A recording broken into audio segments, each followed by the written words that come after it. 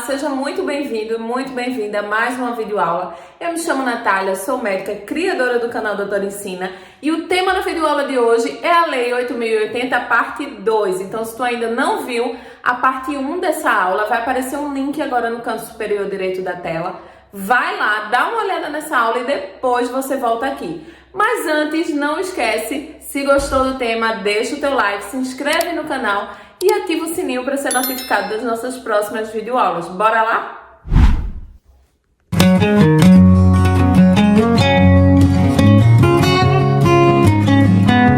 Então vamos lá, na continuidade da nossa aula, segunda parte da aula sobre a Lei 8.080, nossa Lei Orgânica da Saúde. Hoje nós vamos falar sobre o capítulo 2, um capítulo super importante, presente aí em quase todas as provas, tá? Falou de Lei 8.080, geralmente o que mais cai é esse capítulo aqui, que fala dos princípios e diretrizes do SUS.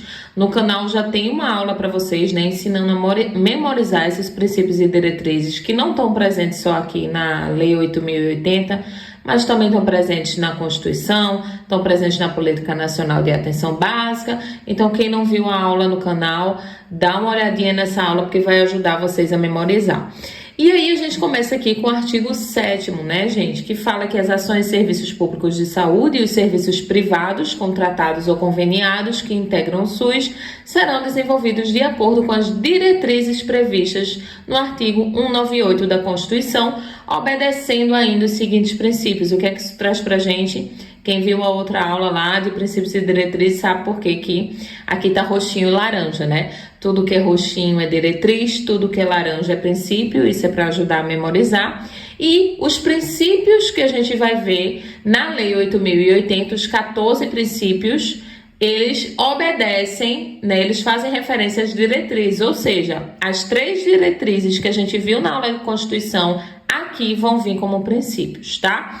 Então, bora lá falar sobre cada uma delas. Essa vai ser a parte mais demorada da aula. Eu quero que vocês tenham atenção aqui. Ah, doutora, é só citar eles. Não, vocês têm que entender cada um deles, porque há diversas formas que isso pode ser cobrado na sua prova, tá? Então, o primeiro princípio da gente é universalidade do acesso. Acesso a quê? Aos serviços de saúde, gente, em todos os níveis de assistência, né? Então, todo mundo tem direito aos acessos de saúde, seja na atenção primária, na atenção secundária, na atenção terciária. É preciso garantir a universalidade do acesso. 2, integralidade da assistência. O que é essa integralidade da assistência? Conjunto articulado e contínuo das ações e serviços preventivos e curativos, individuais e coletivos, exigidos para cada caso em todos os níveis de complexidade do sistema. A gente já falou muito sobre a integralidade, né? Integralidade, gente, é olhar o indivíduo como um todo, entender o conceito amplo de saúde e entender, vocês veem que eu acabei de mencionar, né? Tanto os serviços preventivos como curativos, individuais e coletivos. Então, entender, por exemplo, que o problema daquele paciente, daquele usuário do Sistema Único de Saúde, às vezes tem um problema de saúde dele, tem uma relação direta com as relações familiares, com a relação na comunidade, com os determinantes de saúde, que a gente já viu, já sabe quais são. Então, a gente precisa tanto olhar para ele de forma integral, como oferecer todos os serviços que ele necessita. Então, integralidade da assistência, tá? Não é só o médico, por exemplo. A gente precisa entender todas as questões para garantir a saúde dele de forma integral. E por que as pontinhas estão roxinhas? Porque a integralidade era uma diretriz na Constituição. Então, todos que tiverem a pontinha roxinha é porque eram as 3 diretrizes da Constituição e vem aqui como princípio, tá, gente? Então, bora lá, dar continuidade. O 3 vai falar da autonomia das pessoas. A importância da preservação da autonomia das pessoas, gente, na defesa da sua integridade física e moral. Então, é preciso preservar a autonomia das pessoas, tá? Elas têm direito a tomar suas decisões, nada deve ser impositivo. Isso não só na assistência médica, como em toda a assistência de saúde, tá, gente? E o 4, ele traz pra gente igualdade da assistência à saúde, sem preconceitos ou privilégios de qualquer espécie. O que é isso? Não importa a cor, não importa a raça, não importa se é deficiente físico ou não, não importa nada. Todo mundo tem o mesmo direito, tá? Igualdade da assistência. Todo mundo tem direito aos serviços do SUS, tá, gente? 5, direito à informação. As pessoas, gente, elas têm direito a ter informação sobre os serviços de saúde e sobre a sua própria saúde, tá? Então, isso é um direito garantido dos usuários do SUS. Eles têm o direito à informação de saúde. 6, e para garantir esse direito, o princípio 6 está um pouco ligado, né? Divulgação de informações, tanto quanto ao potencial do serviço de saúde, quanto sua utilização pelos usuários. Vamos agora para o 7º. O 7º fala, gente, da utilização da epidemiologia para estabelecer as prioridades, a alocação de recursos e orientação programática. Então, a gente viu já, né, vigilância epidemiológica, como é importante coletar esses dados, né, para estabelecer as prioridades. O 8, opa, roxinho, participação da comunidade. Participação da comunidade não precisa falar mais nada, né, gente? Participação da comunidade a gente já viu bastante, foi uma grande conquista aí com a Constituição e é uma diretriz da Constituição e um princípio na Lei 8.080. 9, traz pra gente também, né, o famoso diretriz e aqui o famoso princípio da descentralização, tá, gente? Então, antes a gente tinha o sistema de saúde altamente centralizado e agora há essa descentralização político-administrativa com direção única em cada esfera do governo. O que é isso, doutora? Direção única em cada esfera do governo. Cada esfera vai ter certa autonomia, tá, gente? Por exemplo, antigamente tudo era centralizado, né, lá na União. Então, uma ação de saúde que fosse feita no município tinha que ser reportada à União. Não, aqui a gente tem uma certa autonomia em cada esfera do governo, até mesmo para dividir as responsabilidades também, tá? Então, cada esfera do governo vai ter suas responsabilidades e uma certa autonomia. Óbvio que elas se comunicam, né, até para potencializar aí as ações de saúde, a melhorar isso, mas essa direção única faz referência a isso, a essa autonomia, essa corresponsabilização de cada esfera do governo. E essa descentralização traz também outros conceitos importantes. O conceito de municipalização, por exemplo. Doutora, é de direção única em cada esfera do governo. Ok, mas há uma tendência à execução das ações ser realizada no próprio município. Isso é a municipalização, tá, gente? Então, dá uma ênfase na descentralização dos serviços para o município, tá? Então, os serviços seriam ofertados pelos próprios municípios, apesar de se comunicar aí, tá? Com o federal, com o estadual. Mas as ações, elas tendem a ser executadas pelo município, municipalização. E também os conceitos de regionalização e hierarquização da rede, né, gente? A gente já viu isso também, regionalização, a rede de saúde, ela é dividida em regiões de saúde e ela é hierarquizada por nível de complexidade, não é hierarquizada em termos de algo ser mais importante do que o outro, né? É hierarquizada em termos de complexidade da assistência, ou seja, a gente tem lá o setor primário, secundário, terciário, né? A atenção básica e a atenção especializada, tá? Isso é por nível de complexidade. A porta de entrada preferencial é a atenção básica, mas existem outros níveis de complexidade, tá? E a gente vem aqui para o 10, que é a integração no nível executivo das ações de saúde, meio ambiente e saneamento básico, tá, gente? Então, eu vou integrar ações de saúde, meio ambiente e saneamento básico para garantir a saúde. O 11, gente, traz pra gente uma conjugação de recursos, tá? O que é isso, conjugação de recursos? É unir os recursos financeiros, tecnológicos, materiais e humanos, tanto da União, dos estados, dos municípios, Distrito Federal, né, também aí, na prestação de serviços de assistência à saúde à população. Então, eu vou unir todos os recursos que eu tenho, em todos os níveis, no nível municipal, estadual, federal, recursos humanos, que são os profissionais de saúde, recursos financeiros, dinheiro. Eu vou compartilhar isso sempre que for necessário, porque o objetivo maior é garantir a saúde, tá, gente? E a gente vem agora para o 12, que é resolução dos serviços, capacidade de resolver, de resolutibilidade dos serviços em todos os níveis de assistência. Isso é importante, né? O SUS, ele precisa disso, ele tem que ter a capacidade de resolutividade, principalmente na atenção básica, né, gente? A gente tem aí dados que mostram que a atenção básica, ela pode ser resolutiva em até 85% dos casos. O que é isso? Resolver os problemas de uma vez das pessoas? Não. Quer dizer que não há necessidade de encaminhamento para outros níveis de assistência. Mas esse princípio aqui não fala só da atenção básica, fala do SUS como um todo, assim como a Lei Orgânica da Saúde, tá, gente? Então, é preciso haver a resolução dos serviços. Não adianta ter o serviço se ele não é resolutivo, se ele não vai resolver as questões de saúde dos usuários, tá certo? E o 13? O 13 é o quê? Evitar duplicidade. Como assim, doutora, evitar duplicidade? Não entendi. É não haver dois meios para o mesmo fim, tá, gente? Então, eu não vou aí fazer duas ações que vão ter o mesmo fim. Eu não vou utilizar recursos financeiros, materiais e humanos para o mesmo fim em dois programas que têm o mesmo objetivo. Então, é preciso organização do SUS, certo? Os serviços públicos precisam estar organizados para evitar onerar o sistema, né? Então, não há necessidade de estar fazendo duas coisas para o mesmo objetivo, né? Vamos usar de forma racional. E o 14, gente, ele é uma emenda, tá? Ele não estava lá na Lei 8.080 original, que é lá de 1990. Ele entrou aí como um princípio em 2017 e é voltado para as mulheres de vítima de violência doméstica, tá, gente? Então, é preciso, entrou aí como um princípio, que é preciso a organização do atendimento público específico e especializado para essas mulheres, tá? Que garanta atendimento para elas, que garanta acompanhamento psicológico, inclusive cirurgia plástica reparadora. A gente sabe que, infelizmente, algumas mulheres, após episódios de violência, vão precisar, inclusive, de uma cirurgia plástica reparadora. Então, houve uma discussão em torno dessa questão e, em 2017, veio o 14º princípio do SUS, tá, gente? Então, vamos dar seguimento aqui. Agora nós vamos entrar no capítulo 3, que vai falar da organização, direção e gestão do SUS. Então, bora lá. O artigo 8, ele só traz pra gente uma informação bem rápida e direta, que ações e serviços de saúde executadas pelo SUS, tanto diretamente pelo SUS como pela iniciativa privada, que a gente já viu que entra como de forma complementar, né, serão organizados de forma regionalizada e hierarquizada em níveis de complexidade crescente.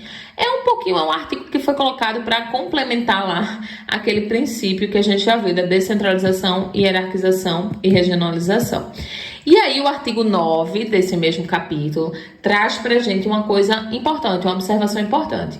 Ele vai trazer pra gente os órgãos que vão ser responsáveis em cada esfera do governo pela saúde. Ou seja, a direção do SUS, ela é única, de acordo com o inciso 1 do artigo 198 da Constituição, sendo exercido em cada esfera do governo pelos órgãos. Então, na esfera federal, o órgão responsável por exercer a saúde, o SUS, né, ter a direção do SUS, é o Ministério da Saúde. A nível estadual e Distrito Federal tem a Secretaria Estadual de Saúde e no nível municipal, a Secretaria Municipal de Saúde, tá, gente? Então, ele traz aqui quais os órgãos responsáveis. E aí a gente vai agora para o artigo 10. O que é que o artigo 10 traz para a gente? Traz um conceito de consórcio intermunicipal. Se você nunca ouviu falar, você vai entender agora. Gente, um consórcio é um acordo entre entes semelhantes, tá? Então, aqui um consórcio intermunicipal, por exemplo, os prefeitos dos municípios, as secretarias municipais de saúde dos municípios, elas vão se unir para quê? Qual o objetivo?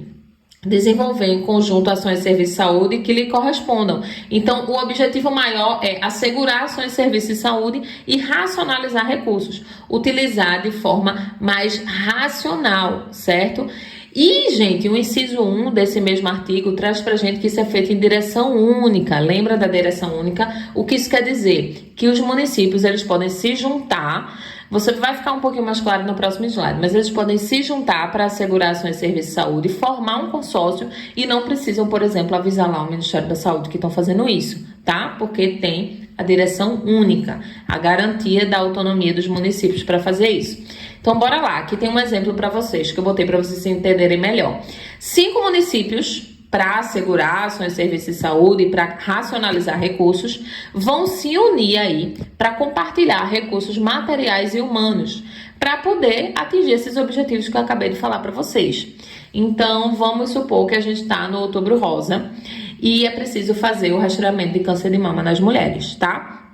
Só que tá faltando profissional, tá faltando o aparelho de mamografia, o que que a gente vai fazer? Vamos formar um consórcio para garantir isso, as ações educativas para trazer as mulheres, incentivar o rastreamento.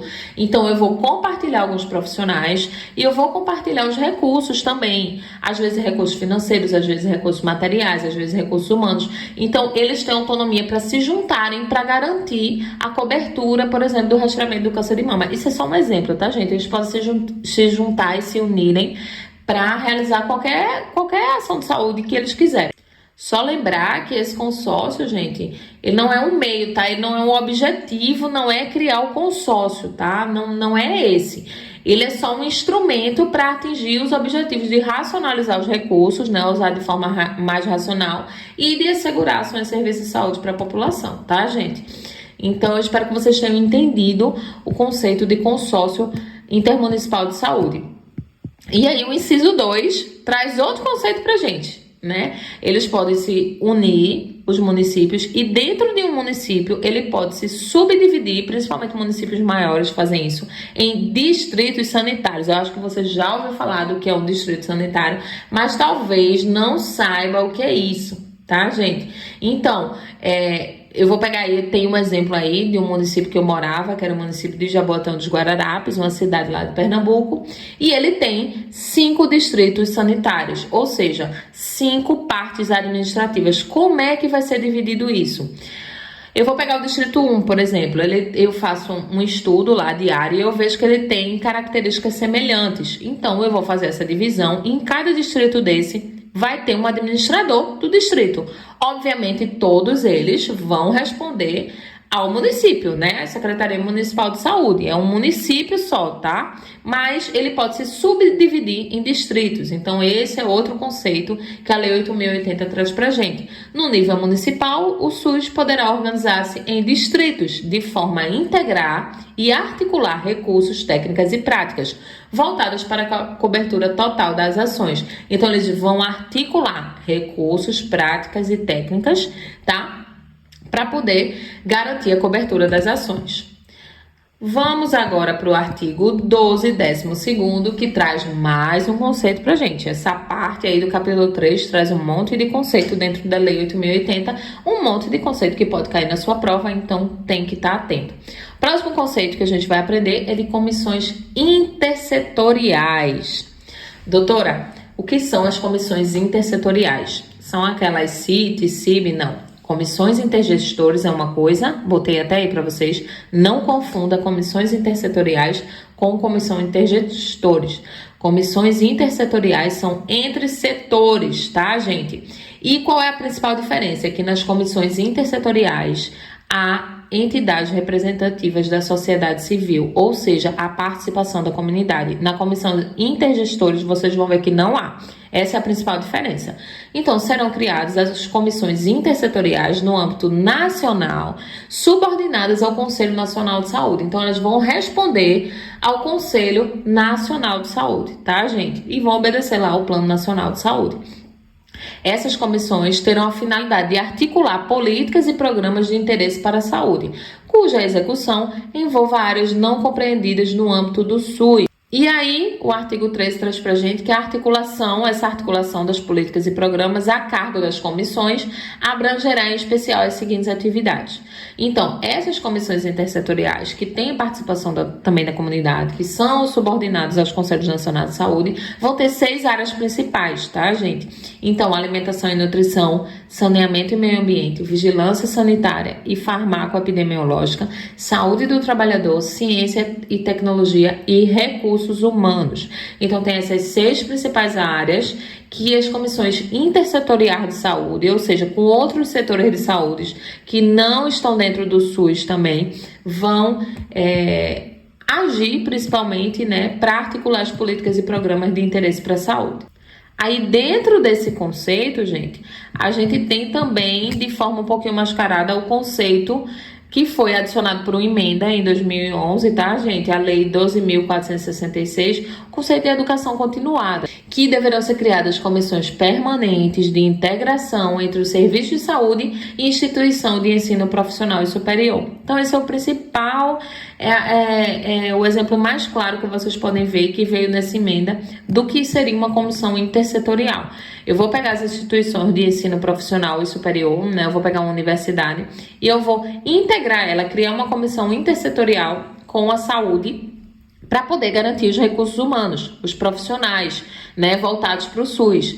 Então, cada uma dessas comissões tem a finalidade de propor prioridades, métodos e estratégias para a formação e educação continuada dos recursos humanos do SUS. Então, como assim educação continuada? Tanto é a formação de formar profissionais, por exemplo, formar médicos, enfermeiros. Então, eu vou me articular com as instituições de ensino superior e profissional para isso, como também da educação continuada. O que é a educação continuada? Esses profissionais que já estão no SUS, eles precisam se manter atualizados, tá, gente? Então, eu estou sempre capacitando os profissionais do SUS. Para garantir isso, a gente cria uma comissão intersetorial de educação de saúde, faz essa comunicação e garante a educação continuada. Tá? Então, é tanto formação como educação continuada.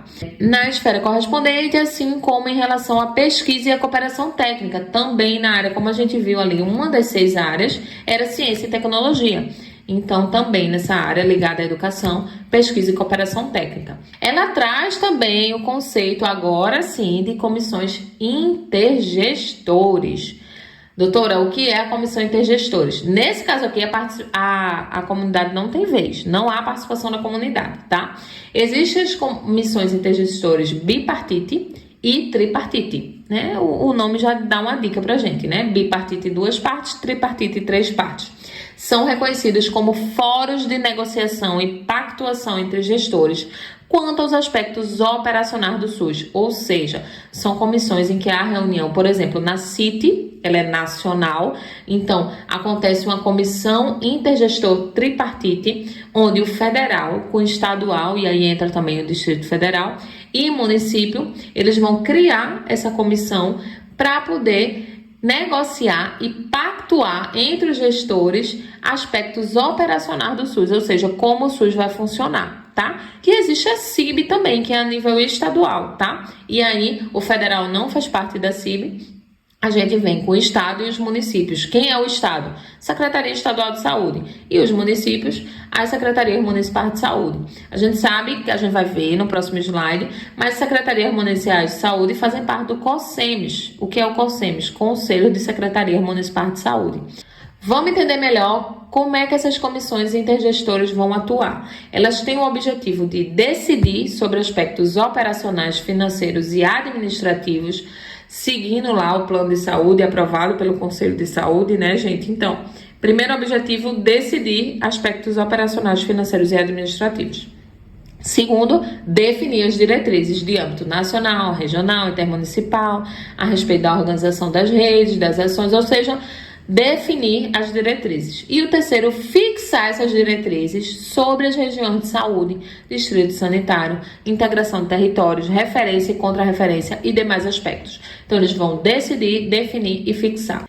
E para finalizar, a parte 2 da aula Lei 8.080, eu trago para vocês um último conceito. Eu sei que já hoje nós vimos vários conceitos, né, que podem aí cair na tua prova, e é por isso que eu estou dividindo essa aula tão grande em partes, né, para te forçar a dar uma pausa, porque não há se eu vomitar aqui muitos conteúdos para vocês, vocês não vão aprender, não vão fixar, é muita coisa, muito conceito.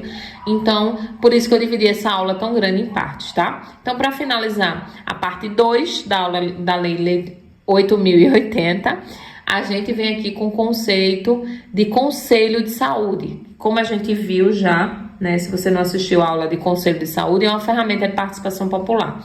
Como é que funciona essa ferramenta? A gente tem 2 principais conselhos de saúde. O Conselho Nacional de Secretários de Saúde e o Conselho Nacional de Secretarias Municipais de Saúde. O Conselho Nacional de Secretários de Saúde são os secretários estaduais que se unem nesse Conselho Nacional, tá, gente? E o Conselho Nacional de Secretarias Municipais de Saúde é a nível estadual. As secretarias municipais vão se unir nesse Conselho Nacional de Secretarias Municipais de Saúde. Eles são reconhecidos como entidades representativas representativas dos entes estaduais, no caso do CONAS, e municipais, no caso do CONASEMES, para tratar de matérias referentes à saúde e declarados de utilidade pública e de relevante função social na forma do regulamento. Vamos entender direitinho. Doutora, ainda não entendi. Calma, a gente vai entender. Vamos lá. Vamos dividir aqui. CONAS, CONASEMES e tem também o COSEMES, que você pode ver aí na sua prova. Vamos ficar calmo, vamos respirar, que você vai entender isso. Não vai sair dessa aula sem entender isso, tá? O CONAS, Conselho Nacional de Secretários de Saúde.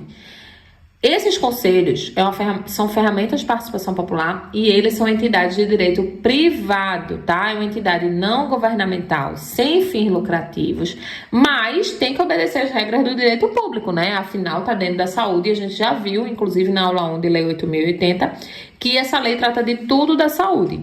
Então, apesar de ser uma entidade de direito privado, tem que obedecer as regras do direito público, tá, gente? E o CONAS, no caso o CONGAS, vai congregar os secretários de Estado da Saúde e seus substitutos legais, né? Caso alguém não possa ir, pode mandar um substituto legal, nesse conselho, enquanto gestores oficiais das secretarias de saúde dos estados e do Distrito Federal. Ou seja, vai ser criado um conselho para eles se unirem, né? Para ter essa representatividade nacional, tá? No caso do CONASEMES, aí é o Conselho Nacional de Secretarias Municipais de Saúde. Então, é criado um conselho entre Secretarias Municipais de Saúde, também entidade não governamental sem fins lucrativos, criada com o objetivo de representar as Secretarias Municipais de Saúde, tá? Então, a nível nacional, eles vão se unir, vão conversar com o nacional, com a União, né? Então, as Secretarias Municipais se unem nesse conselho para conversar com a União, entenderam? Só que imagina, esse conselho deve ser difícil, né, de se reunir. Imagina quantos municípios tem no Brasil? Eu nem tenho essa informação para dar para vocês. Mas pesquisa aí, quantos municípios tem no Brasil? Tem muito município. Tu imagina uma reunião de todos os municípios, todos os secretários municipais de saúde. Então vamos organizar melhor essa reunião, né, para discutir as pautas, porque senão vai ficar igual aquela reunião de condomínio, aqueles condomínios com vários blocos, né? Não se resolve nada, todo mundo discute, não se resolve nada. Aí criou-se o COSEMES. O que é o COSEMES? É o Conselho de Secretaria Municipal de Saúde em cada estado, tá? Então, para o CONASEMES, eu vou pegar os representantes dos municípios para conversar com a União. Mas vamos se reorganizar melhor. E aí, em cada estado, os municípios, né, os secretarias municipais de saúde vão debater suas pautas, suas questões para ficar algo mais organizado, mas todos os municípios juntos, eles formam um conselho nacional, tá? Então, tem o Conselho Nacional dos Estados e tem o Conselho, que é o CONAS, e tem o Conselho Nacional dos Municípios, que é o CONASEMES, para conversar com a União, tá? Mas em cada estado, eu tenho também os municípios daquele estado, que é o COSEMES. Ficou claro para vocês? Vamos finalizar aqui. Esse artigo traz 2 incisos. O segundo é falando do conceito de COSEMES, tá, gente? Que eu acabei de falar para vocês. Então, os Conselhos de Secretaria Municipal de Saúde, COSEMES, são reconhecidos como entidades que representam os entes municipais no âmbito estadual para tratar de matérias referentes à saúde, desde que vinculadas institucionalmente ao CONASEMES. Então, os municípios é um diálogo entre os municípios e a União e o Nacional. Então, tem um Conselho Nacional e em cada estado eu vou ter os COSEMES, só que eles precisam estar vinculados ao Conselho Nacional de Secretaria Municipal de Saúde, tá? E o inciso 1 fala só dos recursos, tá, gente? Que receberão recursos do Orçamento Geral da União por meio do Fundo Nacional de Saúde. Doutor, o que é esse Fundo Nacional de Saúde? É uma conta, tá, gente? É um fundo, é um lugar que se bota todos os recursos nacionais da saúde, tá? É uma conta, é como uma conta. Então, o Fundo Nacional de Saúde, que vai ser repassado para outro fundo, por exemplo, um fundo estadual de saúde ou um fundo municipal de saúde, por isso que é uma transferência fundo a fundo, tá? De conta para conta. Isso vão ser transferidos esses recursos, né, por meio do Fundo Nacional para auxiliar o custeio das despesas institucionais, podendo ainda celebrar convênios com a União. Então, há dinheiro envolvido, tá? Esses conselhos, eles recebem recursos do Fundo Nacional de Saúde. É uma entidade de direito privado, sem fins lucrativos, mas como é uma entidade da saúde, uma ferramenta de participação popular, eles vão receber recursos do Fundo Nacional de Saúde. Então era isso que eu tinha para falar para vocês na nossa videoaula de hoje. Eu espero que vocês tenham gostado, que eu tenha te ajudado. Se gostou, não vá embora, por favor, sem antes deixar o teu like, se inscrever no canal e ativar o sininho para ser notificado das próximas videoaulas. Antes de ir embora, eu vou te dar uma dica de ouro. Tá gostando aqui? Já é inscrito no canal? Tá gostando das videoaulas? Ótimo! Tá se preparando para uma prova de concurso? Você precisa praticar todo o conhecimento que eu tô te passando aqui. Então eu preparei uma super apostila, uma apostila com 1000 questões recentes sobre o SUS. Essas questões vão estar organizadas por assunto e gabaritadas com gabarito, né, para saber. São questões recentes, gente, 2020, 2021 e 2022. Então são questões fresquinhas aí de vários concursos que apareceram pelo país. E eu cataloguei e organizei tudo para vocês. Então eu vou deixar o link, clica, não perde tempo, vai lá, tem um quadradinho aqui que vai aparecer agora na tela, clica lá, tá? E vai garantir a tua apostila, tá? Vai aparecer também uma bolinha agora aqui, se tu não é inscrito, aproveita agora, clica na minha foto, vai lá e se inscreve no canal. Eu te vejo na nossa próxima videoaula.